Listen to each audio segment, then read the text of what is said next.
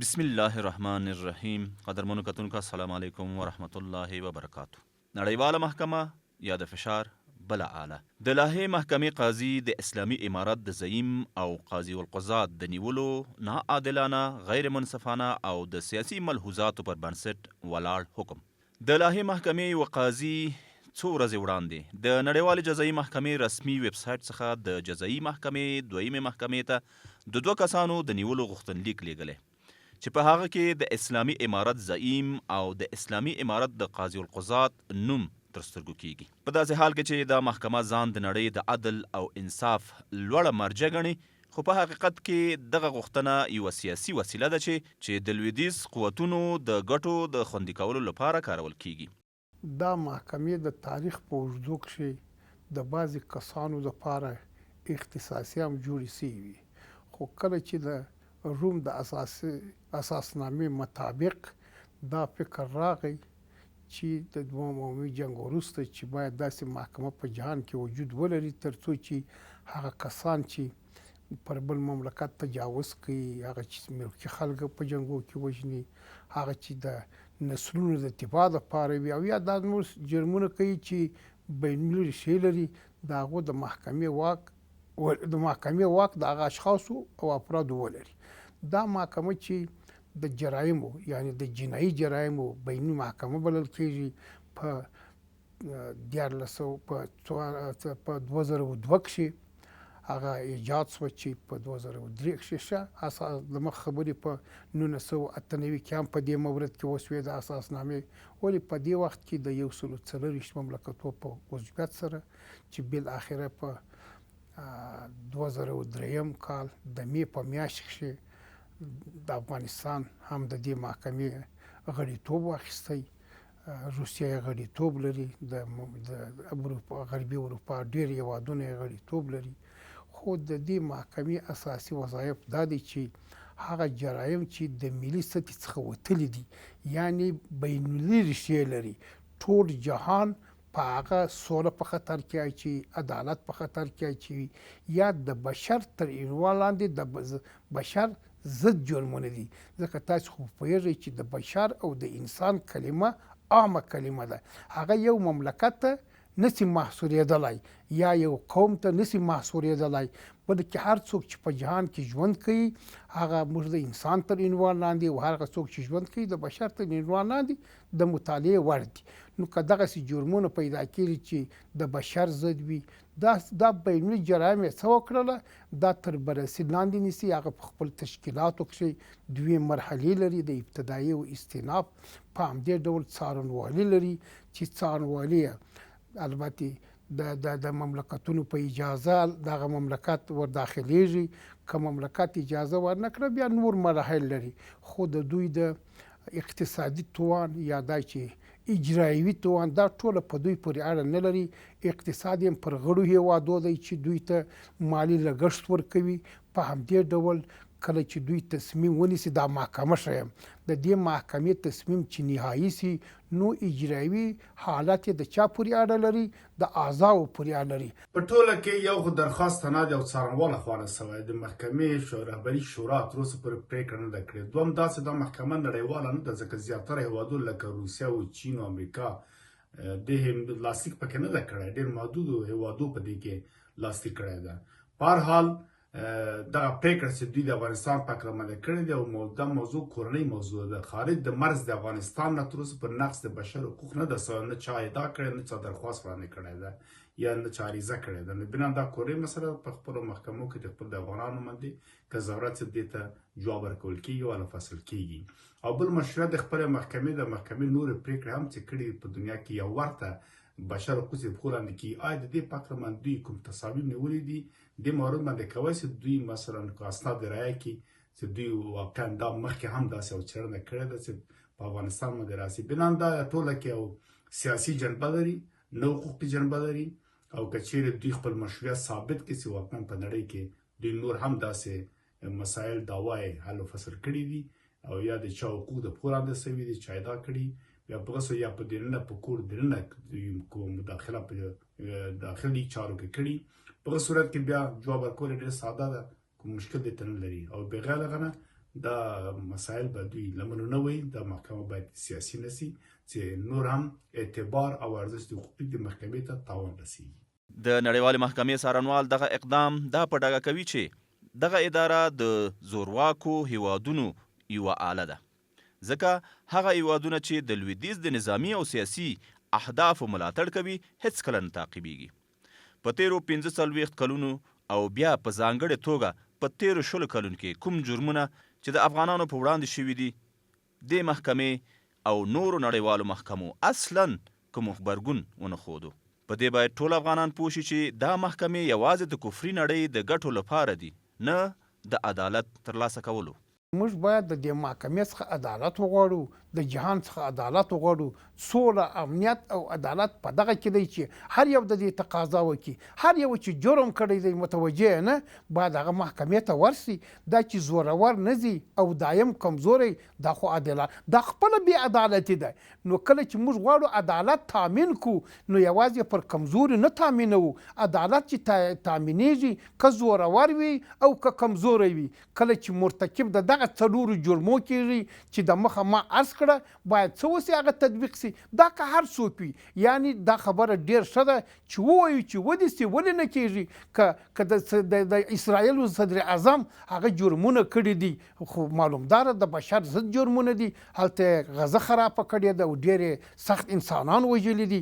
د جنگ عامل باید پیدا سي، د جنگ علت باید پیدا سي، د جنگ انګیزه باید پیدا سي. هر چا چې دا کار کړی وي په ټول جهان کې درته ښیم، یوازې هلته نه، یوازې پر غزې باندې نه، چې د په داسې اعمالو لاس ووهي.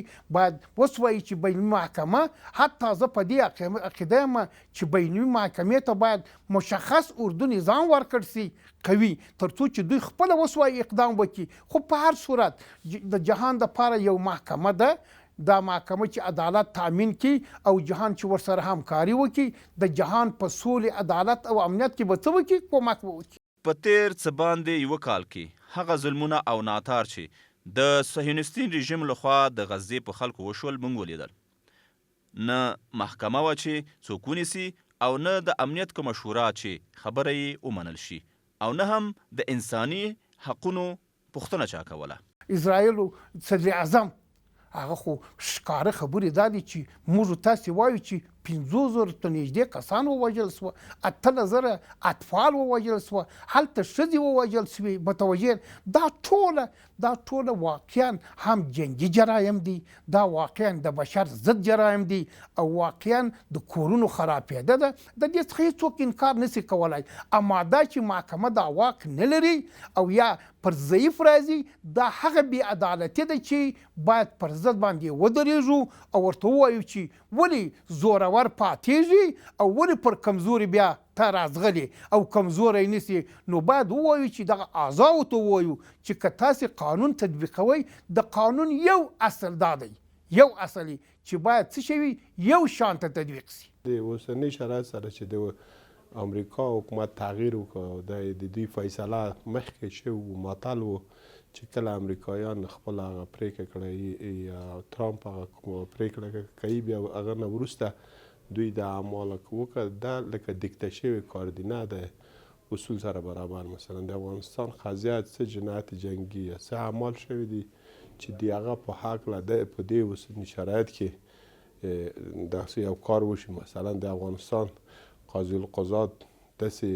عمل کړی چې مثلا هغه حکم کړی چې یو ګروهي قتل به صورت ونیسي، چې مثلا دا کسان ټول یو 100 کسه یا 200 یا 500 کسان اعدام کې بې له جرم و ګناه نه چې دوی متهم سي، وایي چې داسې یو فیصله کړې دي چې دا هغه د دې دی چې باید د دې نه بازخواست وسي. یعنې کوم کار نه دی شوی، فقط دا یو سیاسي عمل دی، نه قضایي عمل. کفري نړۍ او په ځانګړې توګه غرب هغه څه چې خپله کړي دي او کوي یې، هیڅ ارګان او هیڅ قانون او محکمې پرې حکم نشي صادرولی. کفري نړۍ او په ځانګړې توګه غرب هغه څه چې خپله کړي دي او کوي یې، هیڅ ارګان او هیڅ قانون او محکمې پرې حکم نشي صادرولی. که نه نو د غرب جنایت او ظلمونه له چا نه پټ نه دي.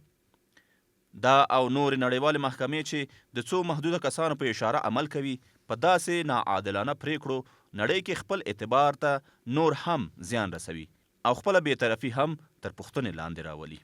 دوی 4 ډوله جرمونه تر بررسي لاندې نیسي.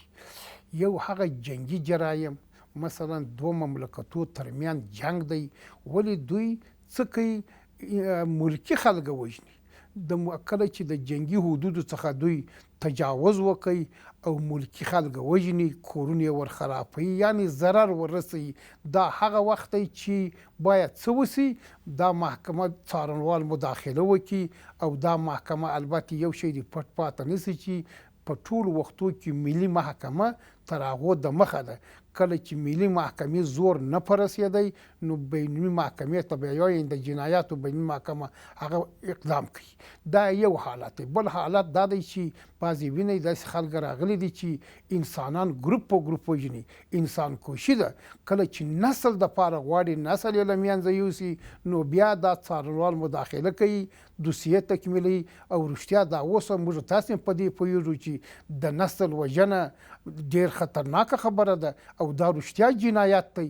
په همدې ډول چې کله غواړي چې جنگي جرایم چې د مخه درته یاد کړل، دا هم یا یو مملکت چې پر بل مملکت غیر حق او بې موجبه تجاوز کوي او غواړي چې هغه خاوره لاندې کړي، دا هم که دغه مملکت زور نه پرسېږي. بل د بشر ضد جرمونه دي.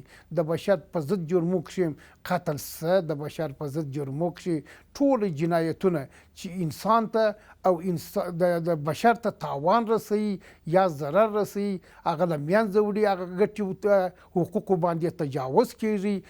د زریعه کې امریکایان یو ناتو چې افغانستان ته راغی 2003 کې فیصله په دې شو چې دلته یو محکمه یا یو اداره جوړ سي که د نړیوالو قواو کوم عمل یا حرکت وکړي یا مثلا جنایت وکړي یا افعال د قانون د نظامي د چوکاټ نه ووته باید دی محکمه سي.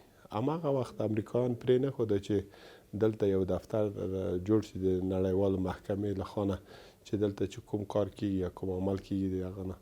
په هغه باندې خو طبیعي ده چې اوس مثلا باید د جو بایدن محکمه شي، باید ترامپ محکمه شي، باید بوش محکمه شي. هغه کسان محکمه شي چې په نړۍ کې اوس د 12 ملکونو کې جنگ روان دی او 3 میلیونه کسان وژل شوي دي بې د جرم و ګناه نه. د افغانستان اسلامي امارت د بهرنیو چارو وزارت د اسلامي امارت د زعیم عالی قدر امیر المؤمنین حفظه الله تعالی او د هیواد د سترې محکمې مشر شیخ عبدالحکیم حقانی صاحب په اړه د یاد محکمې د یوه څارنوال غوښتنه بې بنسټه بللې او ویلي دي چې یاد چلند د دغه محکمې کمزوری اعتبار لا کمزوری کوي. محکمه یعنی عدالت باید پلی شي په هر چا چې هر څوک چې کړي، اما چا چې هیڅ کار نه دی کړی دا بې عدالتي دی. بیا عدالت نه دی، دا بې عدالتي دی چې یو چا به په اصطلاح سیاسي پریکړه کې یا سیاسي کردار او رفتار کې هغې ته په اصطلاح تهمات و بهانه او داسې برنامه جوړوي چې هغه متهم کړي په دې معنا چې دا محکمه سي او دا جنایت کړی دی. خو د جنایت او د محکمې دپاره یو بېطرفه نهادي چې رښتیا هغوی د امریکا یا د ناتو یا د شورای امنیت یا د دوی تر تاثیر لاندې نه، یعنی یو عادلانه محکمه په افغانستان کې 15 کاله ناورین تیر شوي دي. هر څوک چې خلاف اعمال او افعال چې کړي دي د هغه نه بازخواست وسي، نه هغه کسان چې لکه امریکایان د موږ نه بازخواست وکړي چې موږ څه جنایت کړی، موږ په چا باندې تعرض کړی، په چا باندې یرغل کړی، شوروي په افغانستان باندې یرغل کړی، امریکا ناتو یې کړی دي، نو دوی باید محکمه شي. نه افغانستان ولس خلک چې مثلا مظلوم خلک چې دوی هم ځپل شوي دي، هم متضرر شوي دي، هم بیا محکمه شي. ورته وخت کې په ټولنیزو رسنیو کې د نړیوالې محکمې دې خبرې ته خلکو کلک غبرګونونه ښودلي دي. مهاجر لیکي امیر المؤمنین د اسلامي امت د یووالي او عدالت نمونه ده. الله دې هغه ته بریا او اوږد عمر ورکړي تر څو د امت مشرتابه نور هم قوي شي. همدارنګه حفیظ شفیع الله لیکي چې د غریب او ځورېدلي ولس لپاره داسې یو مشرتابه نعمت دی چې د دوی په هوساینه کې خپله بریا ویني. امیر المؤمنین زموږ ټولو لپاره د یووالي او خدمت سمبول دی. مولوي احمد فهیم په خپل اکسپاڼه لیکلی دی چې د اسلامي امارت زعیم د انتخاباتو له مخې نه دی ټاکل شوی، بلکې د زرګونو ککریو په قربانۍ سره ټاکل شوی او زرګونه ککرۍ لا هم د یو امر ته د قربانۍ په لومړۍ لیکه کې دي. سید هاشمی لیکلی دی دادگاه کیفری به نام وجدان و انصاف چیزی را می شناسد، مجرمین اصلی این اثر را حکم گرفتاریش را صادر کند. هزاران تن را بدون کدام جرم قتل نمودند. با کوشش ساختن بم‌های خطرناک به خاطر کشتن انسان‌ها می باشند. احسان الله ثنایی لیکي امیر المؤمنین د مسلمانانو د هدایت او د اسلامی ارزښتونو د ساتلو مسؤل مشر دی. ایثار بدری لیکلی دی اطاعت د امیر د اسلامی نظام د بقا راز دی. مونږ د خپل امیر المؤمنین نه یوازې اطاعت کوو بلکې په هر حالت کې د هغه د ژوند او عزت ساتنه خپل فرض ګڼو. هغه څوک چې زمونږ امیر تهدید کړي خپله وروستۍ تیروتنه به کوي. حافظ محمد الله حماد لیکلی د امیر المؤمنین حفظه الله د زعامت لاندې افغانستان داسې یو مسیر خپل کړی چې د امنیت، پرمختګ او بشپړ شریعت په لور روان دی. د هغه پر پالیسیو کې دینی اصول او عصري اړتیاوې په داسې بڼه ځای شوي چې د خلکو اړتیاوې بشپړ ډول تامینوي. دوست محمد فرهاد لیکلی لکه څرنګه چې شیخ صاحب حفظه الله یو دینی عالم دی، همداشان ټول کړهوړی پر سنتو برابر کړي دي او خپل ټولو مسؤلینو ته همدا سپارښتنه کوي چې د ژوند ټول چارې مو پر سنتو برابر کړئ. مبارز اشنا بیا لیکلی امیر المؤمنین حفظه الله د عدالت او خدمت سمبول دی. زمونږ امیر زمونږ افتخار د ولسونو لپاره خادم. امیر المؤمنین د هر مظلوم آواز او د هر غریب خدمتگار دی. هغه مشري کوي چې د ولس لپاره د خدمت او عدالت پر روحیه ولاړه ده. امیر المؤمنین د امت یووالي، خدمت او عزت غواړي. بدرالله بدری لیکلی دی امیر المؤمنین د علم، حکمت، تقوا او غیرت سره د امت رهبری کوي. د خپل خلکو خدمت ته ژمن دی او تل د شریعت پلي کولو او عدل تامینولو لپاره کار کوي. مفتی محمد امین همدرد لیکلی امیر المؤمنین حفظه الله د عدالت او خدمت سمبول دی. هغه لیکلی زمونږ امیر زمونږ افتخار د ولسونو لپاره خادم. امیر المؤمنین د هر مظلوم آواز او د هر غریب خدمتگار دی. الحمدلله. همداراز د اسلامی نړۍ مشهور عالم او د علماو د نړیوال سازمان غړي ډاکټر محمد الصغیر د یاد څارنوال غوښتنه ناسمه او سیاسي بللې ده. اعلنت محكمة الجنايات الدولية د جرمونو نړیوالې محکمې د افغانستان اسلامي امارت د امیر شیخ هبت الله خونزاده د نیولو په اړه یوه ناسمه سیاسي او ناعادلانه غوښتنه کړې. د دوی دغه پریکړه په حقیقت کې د اسلامي امارت د هغې داعیې په اړه د غربي نړۍ د کرکې او د دې داعیې په لمنځه وړلو کې د دوی د ناکامۍ ښکارندویي کوي. ما ولیدل چې دوی څنګه په ټولو چارو کې د امیر المؤمنین تر مشرۍ لاندې د خلکو ترمنځ عدالت او مساوات اصل پلي کوي او داسې پریکړې کوي چې د مستضعفینو حق ضایع نشي. خو لویدیځ نه غواړي چې اسلامي امارت بریالی شي. هغوی 3 کاله په اسلامي امارت بندیزونه ولګول خو بریالي نشول. دا خو څوک نه یادوي چې امیر المؤمنین د اشغال په خاتمې سره له 40 کلونو وروسته یې ټول افغانان د یو واحد چتر لاندې سره راغونډ کړل. امنیت یې راوست او عمومي عفو یې اعلان کړه او د ټولو هغه افغانانو لپاره یې د ژوند زمینه برابره کړه چې د ګاونډیو هیوادونو لخوا په جبر شړل شوي وو. له بلې خوا اسلامي امارت د نشهیي توکو کرکیله چې د اشغال په دوران کې اوج ته رسیدلې وه له منځه یې وړه او د 4 میلیونه شاوخوا په نشه روږدو کسانو درملنه یې پیل کړه. د شریعت تنفیذ هغه لوی علت دی چې لویدیځ د اسلامي امارت زعیم سره دښمني کوي. إقامة الشريعة هو السبب الأكبر الذي يجعل الغرب يعادي أمير المؤمنين. د امیر المؤمنین شیخ صاحب هبت الله حفظه الله تعالی څو مدبرانه او بشردوستانه توصیه. ګوري حب الله او بغض الله په ځان کې راولي. د قدرت شوق در پکښې پیدا نشي، د قومیت شوق در پکښې پیدا نشي، د منطقي او د علاقې شوق در پکښې پیدا نشي چې دا د شمال دی، دا د جنوب دی، دا د شرق دی، دا د غرب دی. دا تبعیض در پکښې پیدا نشي چې دا فارسی زبان دی، دا پښتون دی، دا تاجک دی، دا ازبک دی، دا بلوچ دی، دا پښتون دی. او عدالت راولي، عدالت په سپارښتو باندې فیصلې کېدې، کارونه په سپارښتو باندې کېدل، په واسطو باندې کېدل. غریبانو دا بې سپارښتو بې وسیلې خلک پاته وه، هغه د قدرتمن خلک، هغه واسطه والا خلک هغه مخته وه. عدالت پاته سو، بیا دا نظام پاتېږي نه. پر دې مسلمانانو باندې به رحم کوو. پر دې مسلمانانو ډېر ظلمونه سوي دي.